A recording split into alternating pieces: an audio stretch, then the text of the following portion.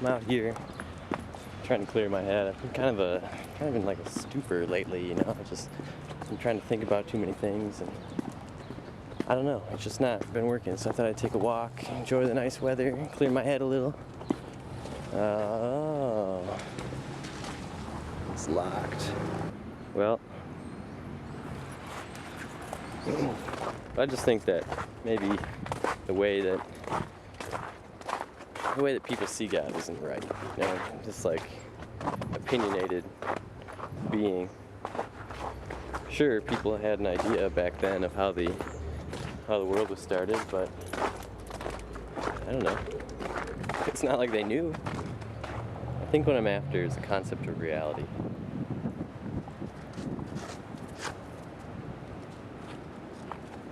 So, I don't know. I don't think I'm gonna get it. I'm sure smarter people have tried. I'm not someone who likes to read, and I went from reading absolutely nothing to reading 6 books at once.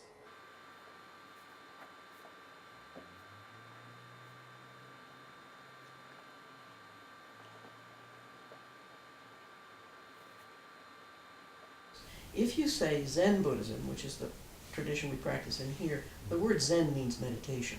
The Buddha was supposed to have said to sit under a Bodhi tree during his meditation. So, I don't know, I thought that the Bodhi tree would help.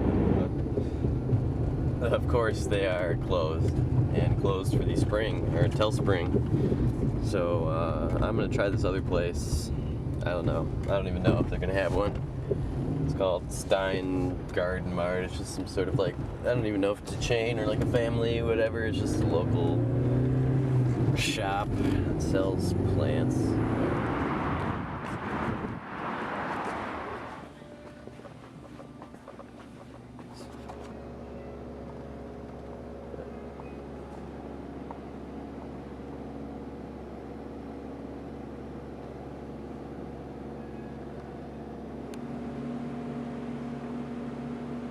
I'm looking for that. Well, no luck again.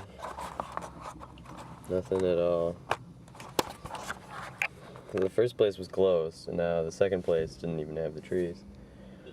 So, I don't know. I guess. I don't know. I could try these other places. I just don't feel like any of them are gonna have. Stein's Gardens and Gifts. Nothing. Hawk's Nursery. Whatever. I suppose I should have called these places first. So this is the Bodhi tree.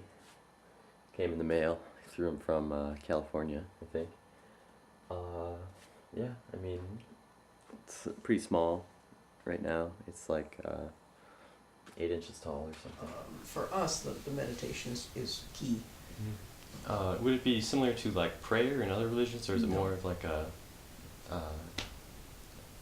sort of like tool, I guess? No? No, it's neither. Neither? You see, how I look at it, I take it as experiments. So, you kind of have to let your mind wander, because you're trying to answer these impossible questions, like, what's it like to be at the center of a black hole? Or what, I'm sure that I look crazy because I'm holding the camera and walking and talking to myself. But essentially what I've seemed to have figured out is that string theory is a change in conceptual forms of math, that instead of the point, each point on the graph, it's not 1, it's not 2, it's not 3, it's not 4. Those aren't just, we think of them like little balls, but they aren't little balls, they're little strings that have like 6 other dimensions. And then there's this new theory called M theory that says there's even one more dimension, so they really have like 7 other dimensions. Essentially what that means is that each point is really only probability of an infinite number of points. Then there could be parallel universes less than a millimeter away inside of our own atoms, essentially. I think that's crazy. I don't know, they keep using this Flatlander example. Essentially, there's this 2D world where they see 3D objects as slices of 2D But if you think about time, we don't really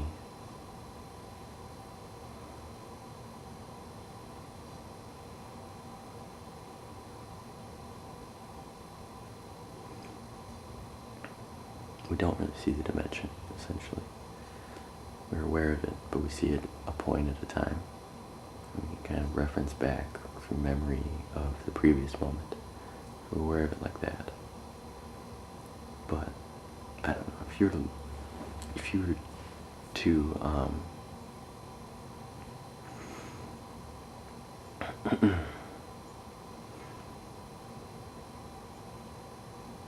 if you could see more than one instant at a time, what that would look like is a big snake, essentially. Like there's your minute go self right on one side, and then there's the other side of you. It's at the end of the minute. So I'm laying here thinking, oh, it's early, I'm gonna go take a shower before class. I was like trying to picture myself as this long, undulating snake coming out of my bed and going through my door and then going to take a shower. But I was also thinking, well, if I stop there, that'd be fine. But I'm gonna stop and stand in the shower for a while.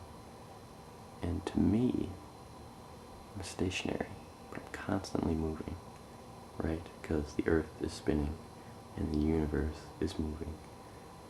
So, I mean, if we would take me out and look at my trail on a universal scale, I'm constantly moving, right? But I feel like I'm standing still. And try sitting every day if you can. Short periods are fine. It doesn't have to be a long thing. It's not a marathon. And again, it's not a tool, so there's nothing to gain.